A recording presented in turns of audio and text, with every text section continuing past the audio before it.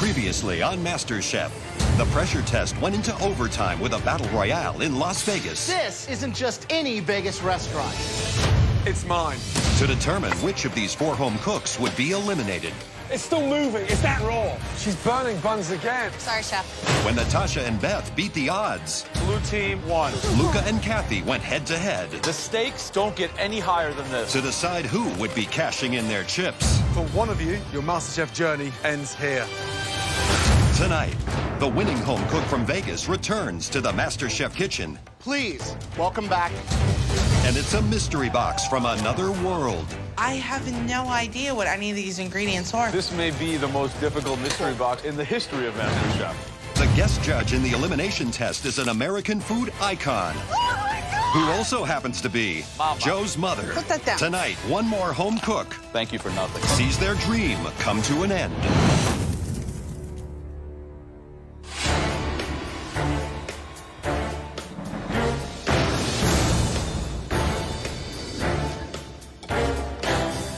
Walking into the MasterChef kitchen today, I'm so relieved to be here. I did not leave my family and my son at home to just go home with nothing. I want to be in the culinary world, and I'm fighting for it. Welcome back from Vegas, everyone. Luca and Kathy went head-to-head in an epic battle on the Vegas Strip. And it was close. Very close. But we had to send somebody home. So in a moment, either Luca or Kathy will walk through those doors. Kathy and I instantly, we were like best buddies, and it's going to be really hard if she leaves. Please, welcome back.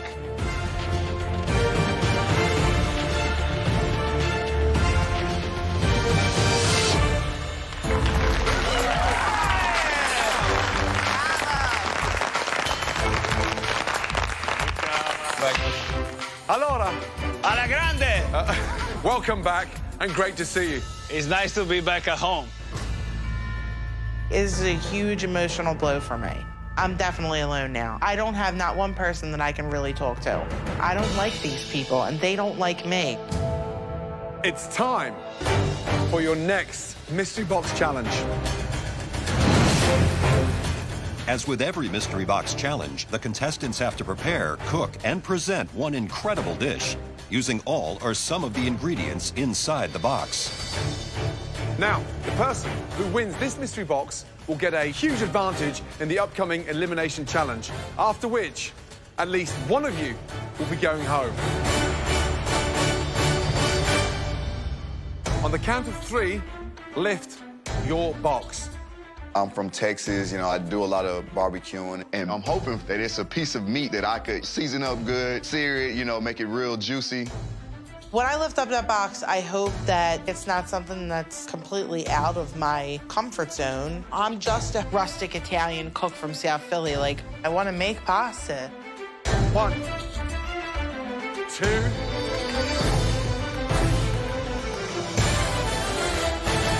3, lift.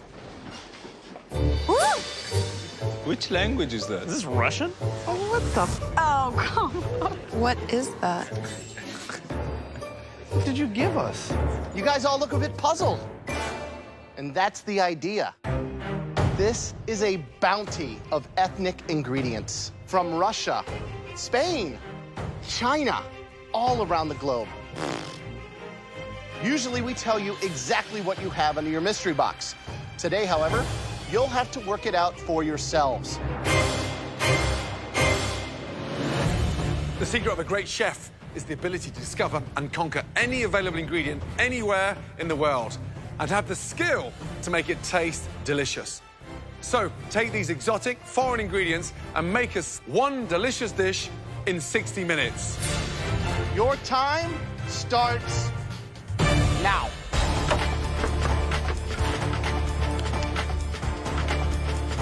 Creepy things? Go over here. My strategy is to open everything, try everything. I think I'm gonna use a lot of the elements here because I want to show off that I'm not scared of these unknown ingredients. Oh, man, they're so bad. Oh. Nope, not happening. So, first one, elk. kind of like venison, Northern European. Very lean. That's a godsend. Yeah. Some type of steak or something. I'm just trying to get an idea of what it is right now. You gotta pick your protein. I would also take a close look at this mohama, which is Spanish salt-cured tuna. Here we have Okinawa sweet potato. So obviously from Japan. It's a nice purple color inside. It's kind of like a yam. It's super starchy. Very starchy. These are the cod's liver.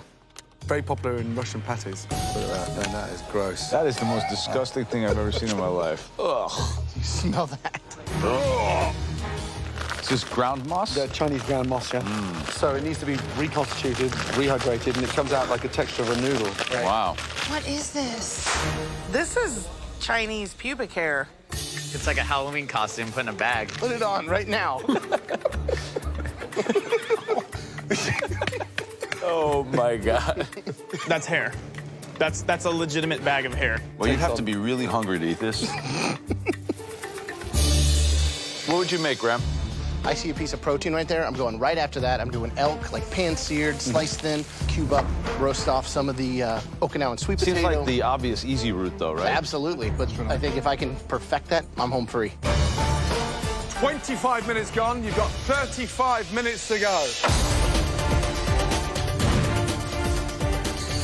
I've been on such a big stage playing in the NFL. I don't get nervous. When I'm cooking, I'm actually like calm and in my own zone. How you doing, boss? That's some good-looking meat on the grill. Do you know what it is? I have no idea, but I know it's gamey because it don't have a lot of fat in it. So Okay. Did you taste it? I pounded it out to try to make it thin. That's a good idea. That's smart. Yeah, and I got a puree. I know it tastes kind of like sweet potato, so I put a little cinnamon in there, a little cream. Good luck. Good luck. Thank you. Right, Jordan, Hey, Chef. what are you making? I'm gonna do kind of a stacked salad because all these flavors, there's some great bitter notes, there's some great sweet notes. I'm gonna mix in baby eels, I'm assuming. So you're quite comfortable. Yeah, I'm feeling all right. You've got 20 minutes to go. All righty, Good luck. thanks, Chef. Jimmy, what are you making? I'm trying to do maybe like a surf and turf type thing. What is that? It's some type of steak. It tastes delicious. I cooked it real quick. What's in the pan? What do you got going on? This is like some type of clams. This is like little baby eels or something. Okay. And I'm just see if I can make like a salad with this, and I'm hoping that the flavors come together. Good luck. Right, Lynn. So what have you gone for? I'm gonna do kind of a taro root puree. A little sweet to a little bit of acidity for my tartare.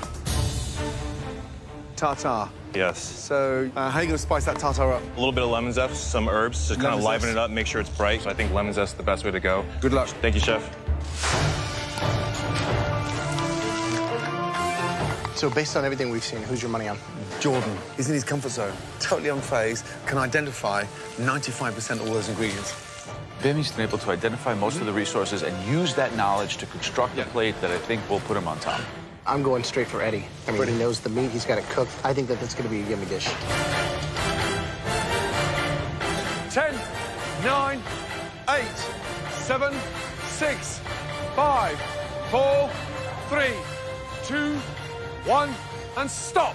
Hands in the air.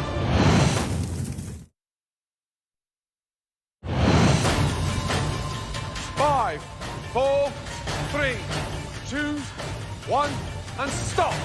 Hands in the air. Well done. Wow. Throughout the Mystery Box Challenge, the judges taste elements of all the home cook's dishes as they come together. They now take one last look to choose the top 3 standouts, and the winner of this challenge will receive a major advantage in the next round. I look at my dish and it looks awesome. It's probably the best looking dish I've plated so far. This is me on a plate, and this is what I do. Great job. There were 3 stunning, outstanding dishes that were beautifully conceptualized. The first dish we want to bring forward, all the components were well seasoned, beautifully put together, and just the overall balance, absolutely spot on. That dish belongs to...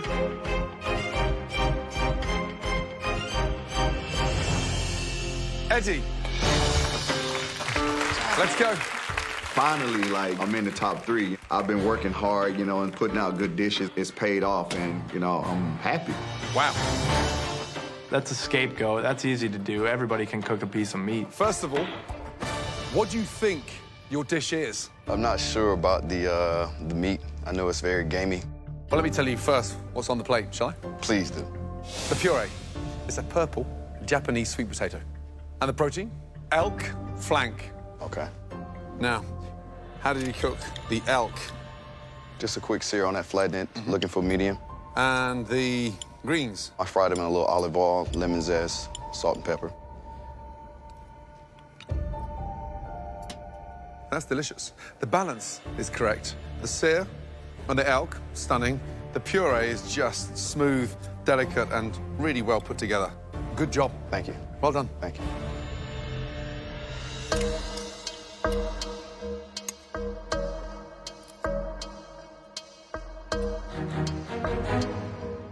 The smartest thing in that was that lemon. Exactly. I mean, to cut through, there's cinnamon, there's some acidity, so it's not just heavy puree. Exactly. It lightens it up. The greens are delicious. Great strategic choices, and you pulled it off. Thank Good you job. very much. Thank you.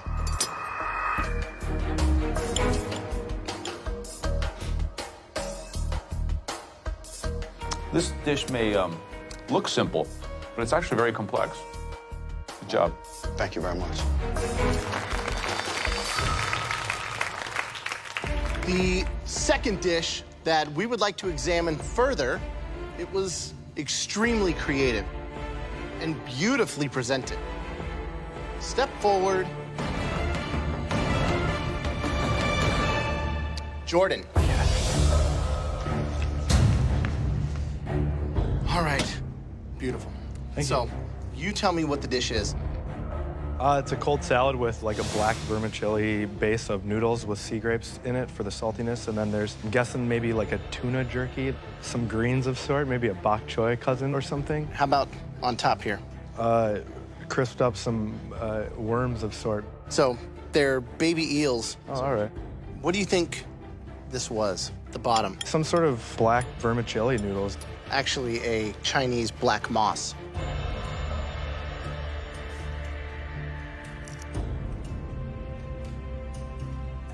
Tastes great, really smart, being able to utilize these things and put it together. Thank you. Good job. Thank you, chef.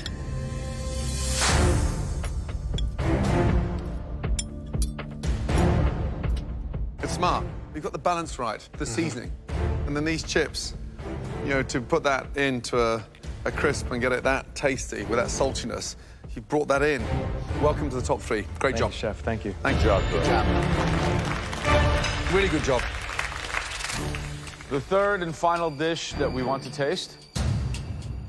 Please step forward. Bibi. Lynn, whilst you visually put things beautifully on the plate, you need to season them. It's a beautiful plating. From a guy like you to get that kind of finesse, really impressive. Tell me about the dish. I was tasting everything, and I was trying to see what could work together. So when I seen steak, I seen the seafood, I started tasting that, and I could have ate that just by itself, because, you know, in Puerto Rico, we get the cans like that. We just eat them just like that. You know, surf and turf, courageous, beautiful plating. You were able to kind of hit on all the notes. Sweet, salty, tangy. It's like an orchestra playing a symphony all at the same time. This is a tour de force. Congratulations. Thank you. Thank you.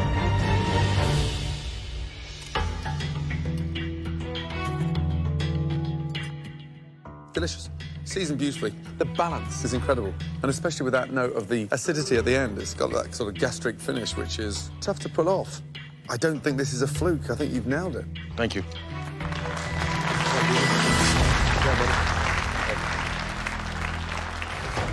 Gentlemen, 3 stunning dishes. There can only be one winner. The person that cooked the best dish tonight will gain a huge advantage. Unlike any other advantage we've given out in the history of this competition. Congratulations.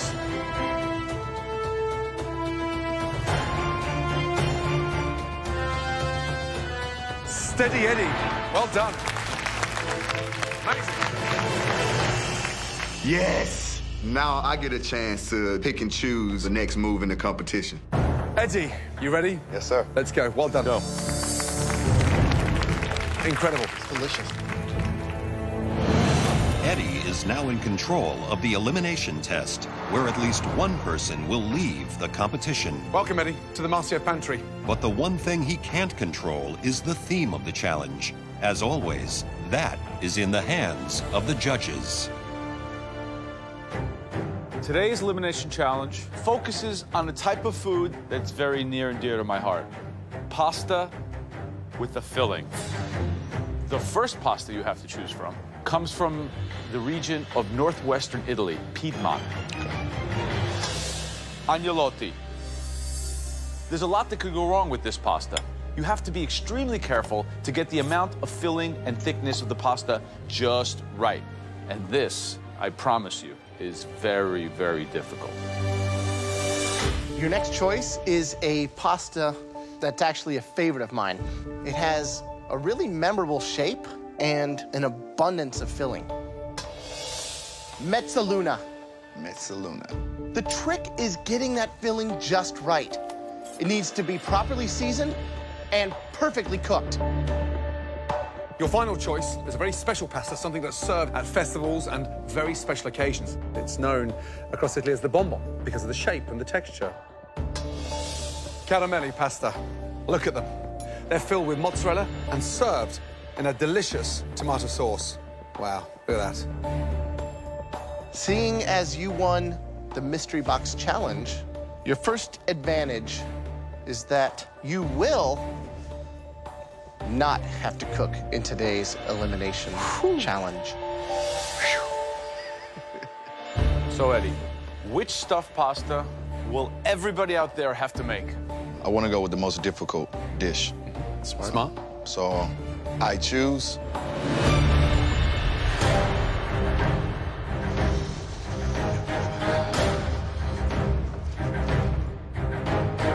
Because Eddie won this Mystery Box Challenge, he is safe from elimination.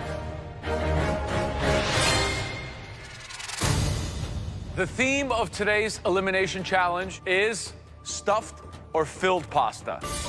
In the pantry, we gave Eddie 3 different kinds of stuffed pasta to choose from. Eddie chose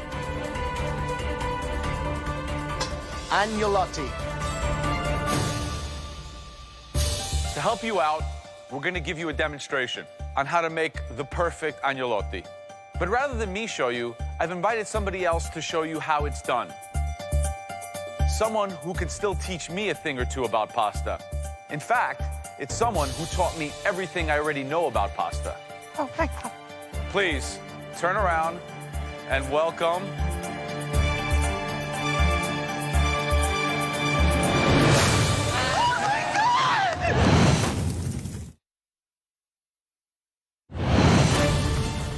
To help you out, we're going to give you a demonstration on how to make the perfect agnolotti. Please, turn around and welcome best-selling cookbook author and restaurateur, Mama.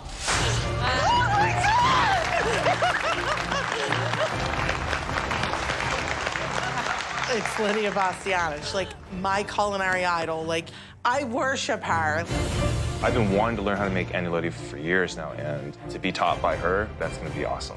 You look amazing. Thank you, thank you, thank you. I have 3 sons here today. We're so excited to have you. Everybody, this is Lydia Bastianich, one of the world's foremost experts on Italian food. Please, Thank you. put these on. All right, take a look. Ah, very nice. Ah, There's just one more very tiny twist. Eddie, you now have a 3rd advantage. You will now get to decide which 2 of your fellow competitors will not get to witness Lydia's demonstration. No way. I'll kill you where you stand, Eddie. I immediately started thinking strategy, try to think of everybody's weaknesses and their strengths. And I know that it has to be someone that is great competition and someone that I know would definitely struggle if they don't witness this. First person. I don't think they have a lot of pasta experience, but they are an extremely good cook. So first person I would have to pick. will be James. James. You son of a bitch, Eddie. He views me as a serious threat, and he should. I'm not mad at him. He's playing the game, and he's playing the game smart. Wow. For my second choice, being around this person, I noticed that they ask a lot of questions, and they learn a lot of things by asking a lot of questions. So I'm gonna have to say Lynn. Lynn. Boom. I am so screwed at this point. I've never made agnolotti, so if I don't get to learn now, it's not gonna happen. James and Lynn, please, both of you, leave the kitchen and wait until this demonstration is over. As for the rest of you, make your way down. How excited are you? I'm like shaking. Let's do All it. right, guys. So, where do we begin? We're gonna make just simple egg pasta. This is about a pound of flour. You make a well here. There's 4 whole eggs and 5 egg yolks. Put it in here, a little bit at a time. So the ratio of liquid is very important. You want the pasta to be smooth and buttery and soft. You continue the kneading. So we do it by hand because that's the best way to do it. So from here, we let it rest. 20 minutes. I'm gonna kill Eddie. One chance to like actually see that in your life, and it's taken from you. Man. If I survive this, he is target #1 from here on out. So we start with the hand cranker on the lowest setting. You want to get it to this kind of consistency. It should be translucent, it has the right feel. The agnolotti filling is a very simple filling of leftovers. Beef, salami, roasted chicken, veal, any kind of meat you have leftovers. You're making the filling, the texture is important. You can do a hand meat grinder. You don't want to put it in the food processor because you don't want it to be pâté or pasty. You begin one way, then you go the other way. So back and forth. And then right into the boiling water. Always put a lid on the pasta because it gets your boiling point right back up. You're making a grana sauce. We put it in here. You get a little bit of butter. Ready? Can you grate a little cheese here? Well, Put that down. the sauce first. No, I'm going to put the sauce. Just enough sauce all around. And then, the last, some grano padano. Agnolotti, a traditional, simple dish, but is not so easy to execute.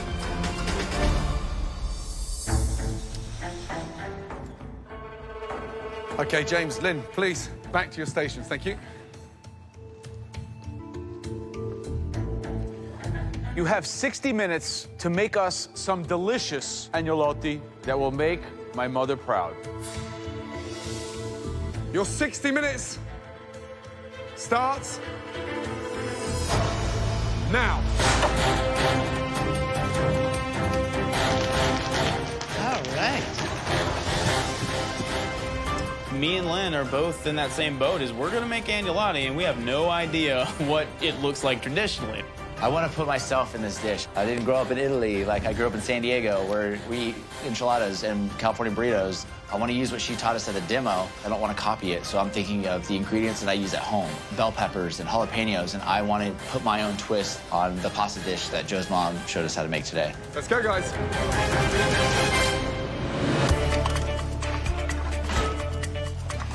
What's the biggest mistake they can make at the beginning of this Well, challenge? beginning with the pasta is not working it enough. And then the rolling part. The rolling part is very touchy.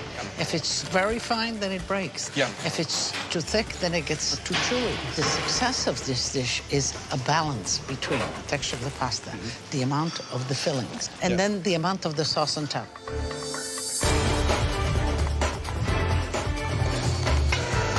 I loved watching the demo. So I'm just gonna try to imitate that, but incorporate different meats. I'm gonna do some oxtail and some braised short rib. They're both really rich, so it should make a great filling.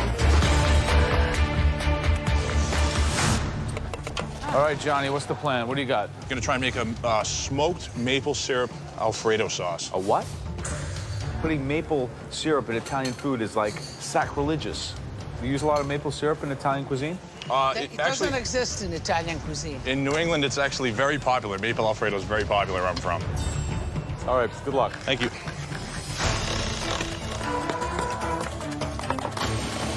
Lynn, what's the filling? Fillings of charred, leek, and short rib. 90% of the fillings inside an agnolotti are grind. When you blend and blitz, it goes pasty, sort of like baby food, and you destroy the textures. Look down here. 1, 2, 3, 4, 5, 6, 7, 8 meat grinders, 1 blender, puree, and that's you. Are you going home tonight? All the flavors, I know I can win this competition. But if I screw this up, I could be going home. And my heart is sinking to the floor, and I'm thinking, oh gosh.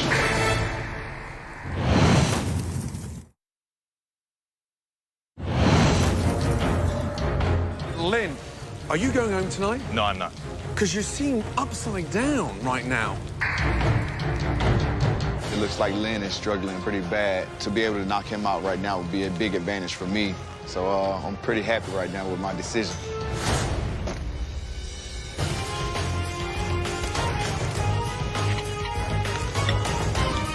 Howard. Joe, how you doing? You make a lot of pasta? I do not make a lot of pasta at all, actually. And, San Diego's not really known for their Italian foods. So what's the filling? Shredded braised chicken, bell peppers, and a little bit of seasoning. What do you think about putting bell peppers in the stuffing? It's really unusual, yeah. I would taste that. Pay attention, you know, we talked a lot about textures and all of that. I will do so. What are you doing with the asparagus? I'm not sure yet. Wow. All right, good luck, Howard. Thank you.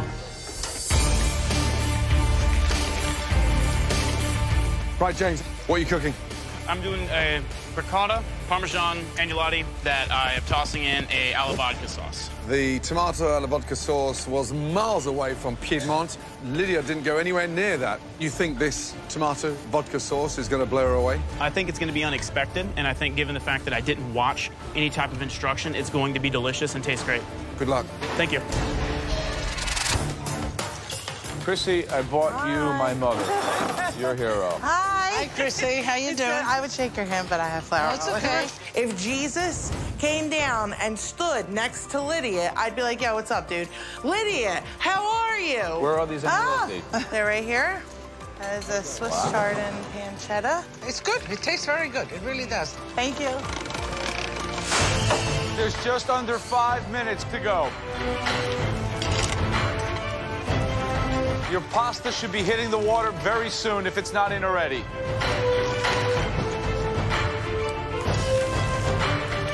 Chris is looking very competent.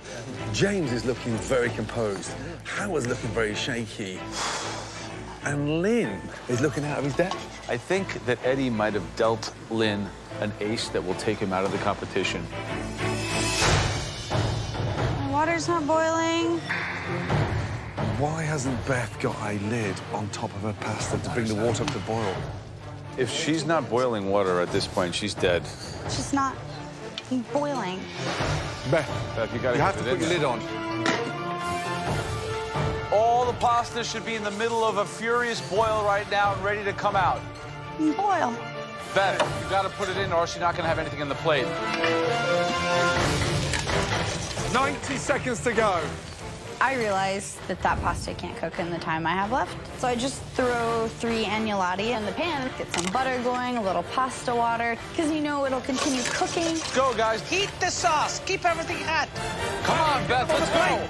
10, 9, 8, 7, 6, 5, 4, 3, 2, 1, and stop.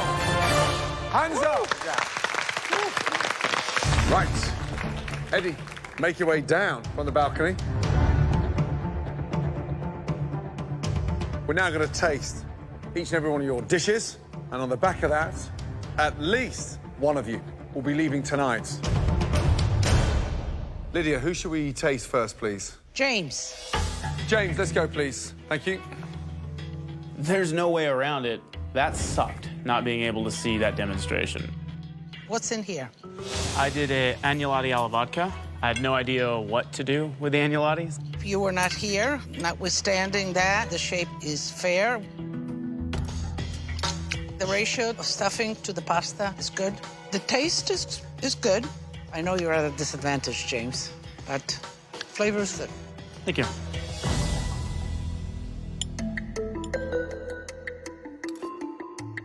I think it's a good dish. I like the flavor of the sauce.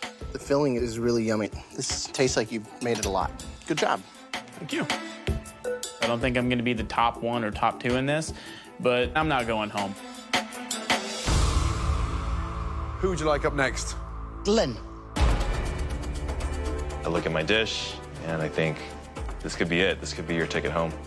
Right, I mean, first of all, you're up against it. A, you didn't see the demo, and B, you're using a blender to puree the mix. I saw that pureed cat food in that mixer, and it was like, first thing I looked at was Eddie on the balcony thinking, smart move, because you were at your depth. What's in there?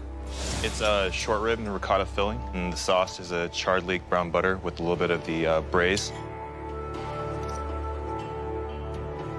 Under-seasoned again, and you've got a sort of awkward thickness to this pasta. You didn't see the demonstration, but it's laid out, one sheet, brought up and nipped together. You folded it and lifted it up because I've got a double layer of pasta, which makes it so inconsistent. I think Eddie played to his strengths in this one. He did.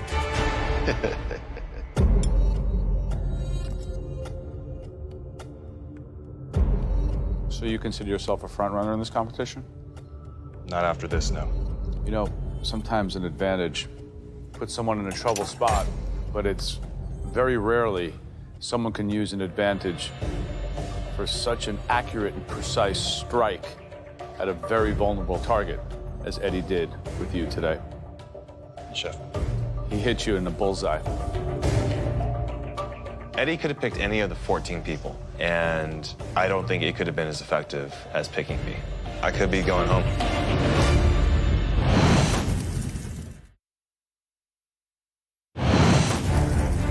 The judges are continuing to taste the dishes prepared by the home cooks in the stuffed pasta elimination test. Very rarely someone can use an advantage for such an accurate and precise strike. Eddie hit you in the bullseye. Lydia, whose dish would you like to taste next? Johnny. I know they're gonna give me a hard time for using maple syrup in Italian food, but I think they're gonna like it. It's a butternut squash and ricotta agnolotti with a smoked maple Alfredo sauce. So the butternut squash has its sweetness with ricotta, and then the sauce is with the maple. And Alfredo, it's a bechamel with Gran Padano cheese. Maple syrup is not Italian at all. We don't have it in Italy. We don't make it. I'm going to taste and see how they work together. In my mind, they don't work together.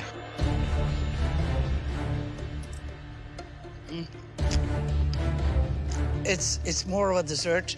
You know, maybe if you put some cinnamon on top of it and some granulated sugar, you can take it for dessert. As pasta, it just doesn't work. There's no harmony there. Jesse. I'm so sick of Jessie. Southern Belle, do no wrong, Little Miss Manners. I'm not impressed by her cooking. So the filling, what's inside there? Oxtail and short rib with just a little bit of the chicken filling. Here's the thing. I mean, the pasta's beautiful. The filling is seasoned stunningly. And I think there's a target on your back because everyone thinks you're in this competition because you look good. You're in this competition right now because you cook good. Never forget that. And again, that has proved it. Great job. Thank you so much. Good job. Let's go to Chrissy. I made a Swiss chard and pancetta stuffed agnolotti. The sauce here that you made? Just simple butter sauce, and I put a little veal reduction over it. I wanted to keep it simple because I went a little non-traditional with the filling. Good. Thank you. The ratio of filling to the dough is good. You get a nice mouthful of dough and just enough filling to kind of support it. And the simple sauce goes well with it. I've been watching you long enough. I should know. Have you? Yeah. All right, good. Well, continued success. Thank you. This is like the ultimate validation for me. Lydia, whose dish would you like to taste next, please? Beth. Beth, let's go. Thank you. I'm dreading having to present my dish because there are two scenarios, worst case and worser case. It's ricotta and herbs and watercress and goat cheese.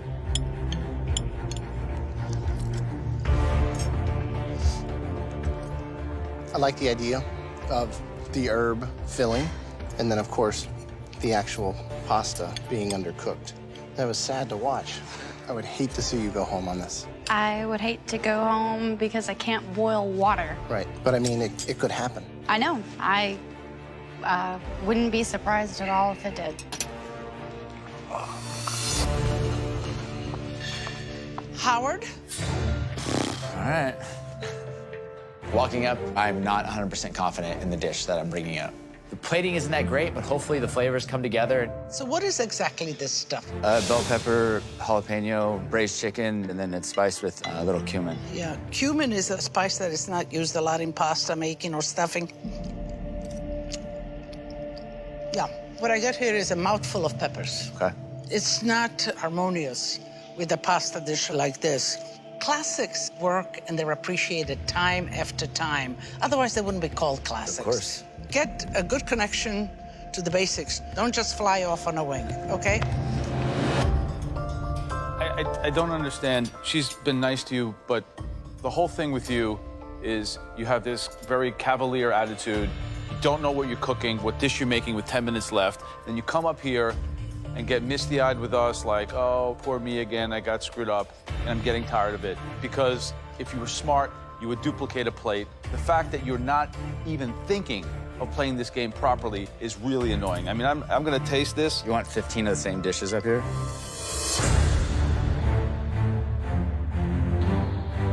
If you're here putting your spin on everything you make because you want to show us how cutesy and intelligent and crafty you are, well, that's going to get you a one-way ticket back to wherever you came from. And then you could show your friends and the 6 people who told you were good how cute and smart you are when you're home cooking at dinner parties, while the rest of this group goes on and competes to become the next MasterChef. So, I want pasta cooked properly because you know what? The only thing worse than a cook who can't boil is a narcissist in full denial. Thank you for nothing.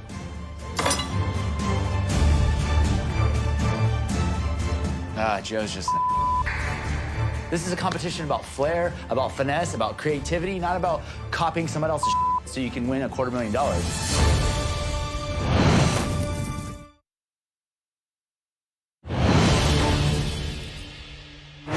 If you're here putting your spin on everything you make because you want to show us how cutesy and intelligent and crafty you are, well, that's going to get you a one-way ticket back to wherever you came from. Because you know what?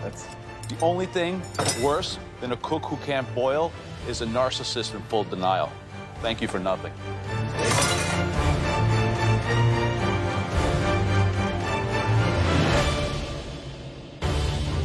Tonight, there were 2 standout agnolotti dishes that really impressed Lydia.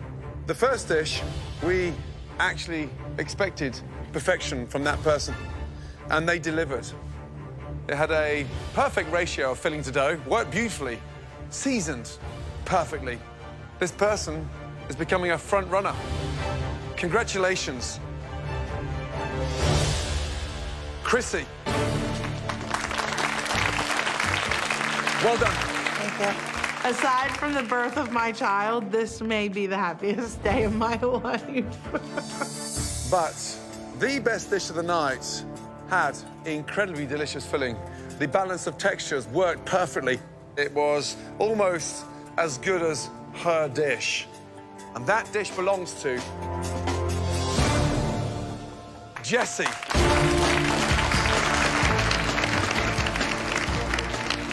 Chrissy and Jessie, you are now team captains in the up-and-coming challenge. I've been team captain twice. I've never been defeated as a team captain. This is awesome. What a great advantage. I'm a force to be reckoned with. So now the bad news. Usually, we only bring 3 people down.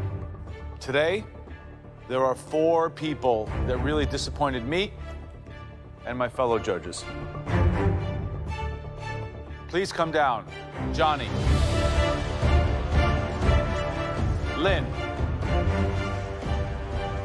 Howard. And Beth.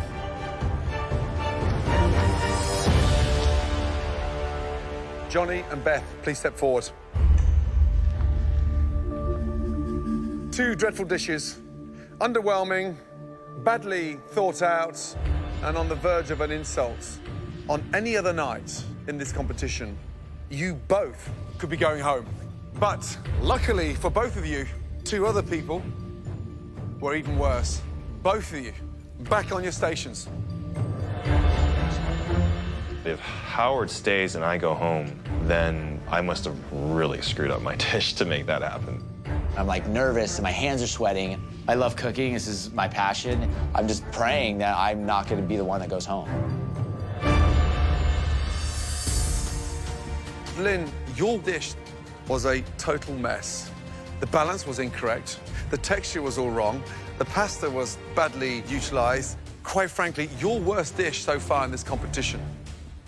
Howard, you got this ignorance that you wouldn't absorb the kind of magic this lady has spent nearly 6 decades creating. One of you has reached the end of the road.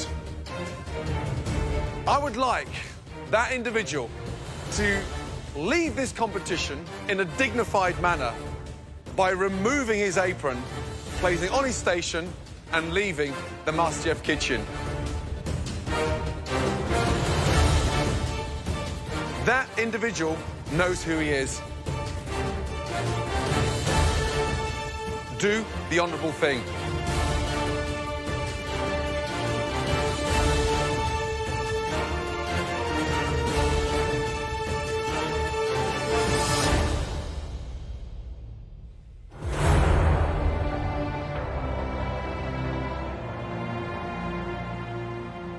Lynn's one of the top guys here. He's a better cook than I am, and he shows it with his plates. I got here, and I got an apron, and I got to compete. Yeah! Thousands and thousands of people did it. I did as best as I could. The actual cupcake is definitely the hero, a bit like you tonight. Good job. Thank you. And I feel amazing about it. Thank you, Howard. Thank you. My dreams about being in the culinary world are even more alive than they were before I got here. I'm leaving a better cook for sure. Next time on MasterChef. Hollywood comes calling as the contestants cook for the cast and crew of Glee. Shut up! We welcome the amazing Jane Lynch. But will Jessie have to leave the competition early? Medic! Oh, jeez, you've cut into the nerve. Yeah, I'm about to hit the floor. Then it's a pressure test like no other. So I really don't care what they think. Hypocritical bitch. As one more MasterChef dream comes to an end. One potato, two potato.